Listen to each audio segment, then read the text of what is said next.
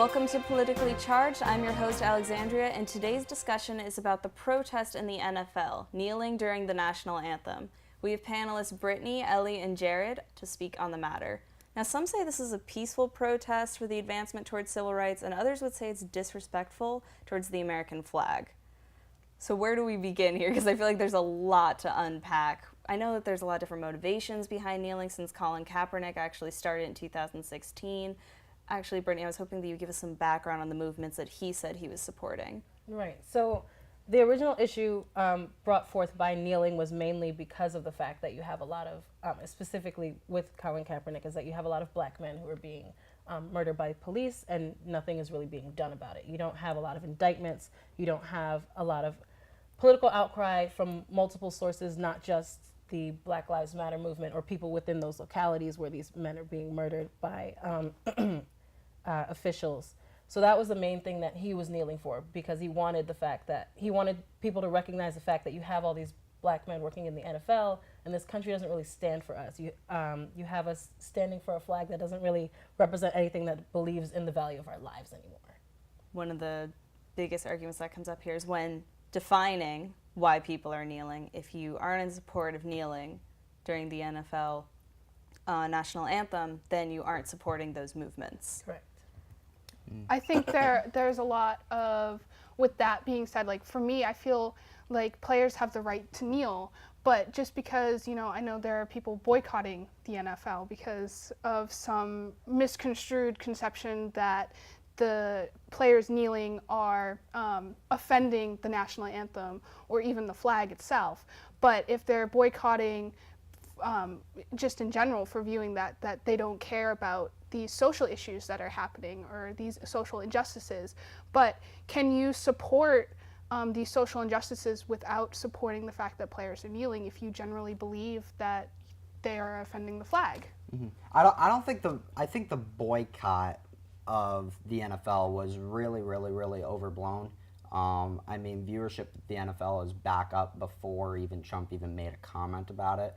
So, I mean, the week after Trump made a comment about it, viewership in the NFL dropped about 14%. And, I mean, I was one of those people. I didn't watch week 4 or 5 just because of the whole, outwardly political message that it was trying to send out. I mean, I'm a political science major. I study this stuff during the day. When I go home at night and just want to watch ESPN and just see how the Patriots are doing. While you're studying this during the day, these players aren't. This is their platform, just like you being a student is your platform. This is the platform that they have. But I don't want to feel like I have to work at night as well. It doesn't matter what you want. That is irrelevant. Well, it is you because are a viewer. I'm the viewer. Exactly. Right. I give them money. But but I'm the reason that it they doesn't. play. They have this and platform so then that's a to very use. Trump comment, right? Because it's like he's looking at it as a business. Well, we the viewers are the ones paying you. So when you mess up and we don't like it, you should be fired, right? And he said that the coaches of these teams should be firing the players who protested. Well, the viewers don't generate the revenue. What generates the revenue mainly are the sponsors. But you just said you were the ones paying them. But they get paid in order to play football. Right. The reason that I'm viewing them is to play football. But they do play football. They just kneel during the anthem. They still play the game. Right. You don't have to not kneel, so now I'm gonna leave. But I don't want to hear Sharon Sharp just talk about it for 30 minutes as I'm trying to learn it. Just don't watch that part. They're kneeling. Okay, I'll come back. I'll go watch a commercial. That comes up with that sort of thing is that the issues that inspire people to kneel in the first place is part of their daily lives, no matter whether they're on the field, whether they're at home. These men still face these issues. You can have black men who are cops that are known in their community, but the minute they take their uniform off, they're just as bad as any other black man that is profiled and it has a gun aimed in his face for no apparent reason. So for them to bring it up while they're at work, while they're, they have the widest audience that they could possibly have, that is just an outcry. That is just them saying, listen, I need people to pay attention. And they know they have the eyes of multiple people where they can get people to actually think about it. It's not just like, I want to make this political statement to annoy you. It's like, I want you to think about it. I want you to realize that this is an issue that multiple people on this planet face. And I need you to do something about it in your daily lives, whether it's to talk about it with your family or actually make change happen in your locality. Absolutely, but this also isn't new. right? No. So when we went and participated in the Olympic Games held in Nazi Germany, they voted for us to still go, wondering like, well, does it show that we're supporting Nazi Germany? No, it was to take a political stand. We had Jewish and African American athletes to go and perform in front of Adolf Hitler. And the purpose of that was to use the platform of sports, right, to take a political stand. So I don't understand how this is any different, really. I feel like there's a historical precedence for them to use their own platform. Yeah, I mean, I'm not objecting to them kneeling per se. I mean, I can find it disrespectful. I don't think that they should be fired over it. I mean, they can do whatever they want, but I mean, still, as a viewer, So wouldn't you say that the people who went to those Olympic Games are kind of like, I don't really want to think about this right now. I came to this to just, let it be back outside of this stadium. I don't want to think about it while I'm just trying to enjoy a couple of sports. That's how you feel when you go home and you watch the game. Well, considering the fact that I haven't met any of the athletes from the 1936 Olympic Games, and I don't know how they actually think. I think some went in with that mindset, and I think some others just went in. I wasn't speaking about the athletes, though. I was speaking about people who are actually there watching the Olympics. Well, I think many of the audience members there were German and kind of supported Adolf Hitler. Okay, but let's actually speak about the athletes, though, because since 2016, it's not just Colin Kaepernick that's kneeling. It's become a widespread movement in the NFL, and it's like you're saying, it's hard to turn on an NFL game without seeing it. Like it's a prevalence now. So like there's some different issues. You have the athletes doing it. You have singers doing it. You have kids in high school games doing it. It's pervasive in the sense that it's not just the NFL anymore. It's spreading throughout sports in general. So this is the question that I wanted to ask mainly, is that there was a lot of backlash to the Trump comments that he made about the NFL protest. I personally disagreed with some of them. How much of the kneeling afterwards was in response to what you are talking about, and how much of it was just a backlash to Trump just saying something, that it was basically just a virtue signal?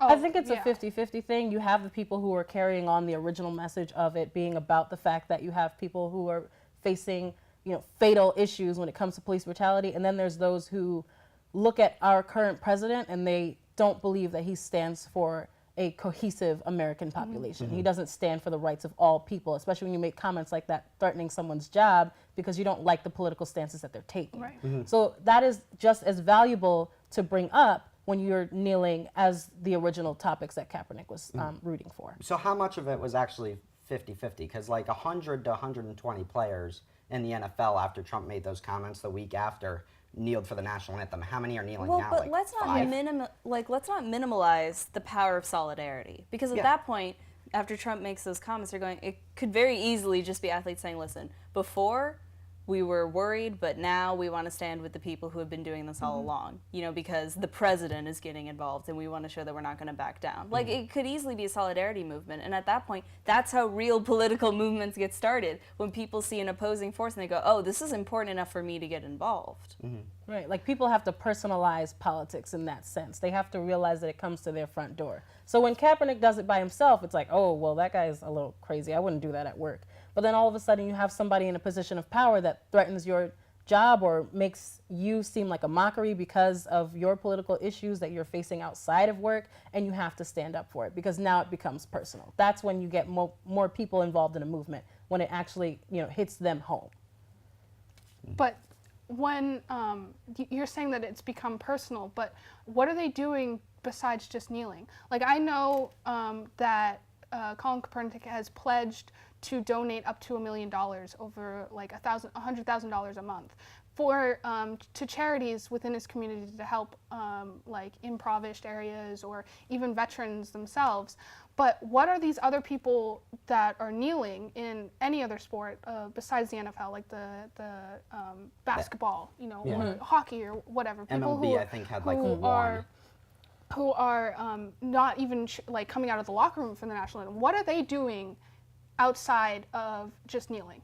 Are they supporting their communities? What you're saying that this movement is being started through solidarity. But what are they doing to further it other than just kneeling during a game when they have 30 seconds of airtime to kneel during the national anthem? Yeah, and I believe in questioning that too. I've done activist work in my own community in the city of New Haven. I did it for about 2 years, starting in my senior year of high school, ending about halfway through my freshman year of college. And I get that. There are people who kind of do their little like keyboard warrior sort of thing where they, spread awareness, but they don't really do much action outside of that. But I do value the people who ignite awareness in another person. If you kneel, I'm not going to say that you're not doing enough. You make somebody aware of the issue. You bring it to your own community. So if you're doing it at your high school, people in your high school are aware of the fact that you believe in this issue too. There are people in their community who are affected by the issues that originally sparked the kneeling movement. In terms of, well, what are these people who have money actually doing outside of that? I would say that people who have the means should do more, but at the same time, I'm not going to devalue what they've already done. Right. I mean, just to sort of back up a little bit, I mean, how effective is this movement at actually awareing of Creating a particular awareness. issue? Because I think now, and I've really talked about this over the last year or so, is that we kind of live in two different bubbles. We have people on the left that say that this is a social movement, that this is about freedom of speech and freedom of expression, and like we could be living up to what the flag is supposed to emulate, but we aren't, therefore we're kneeling. And then you have people on the right that are sort of like, what are they doing? They're kneeling. It's disrespectful to the flag, to the military. I don't believe it's disrespectful to the military, but I mean, Can we talk I mean, about the right, that though, actually? Like, because I heard everyone at this table say offending the flag. How Well- do you offend the flag is what I would like to know. I want to sort of. I Yeah. mean, this is just really fast, but I mean, Middle America predominantly is more towards the right, and the coasts tend to be more towards the left.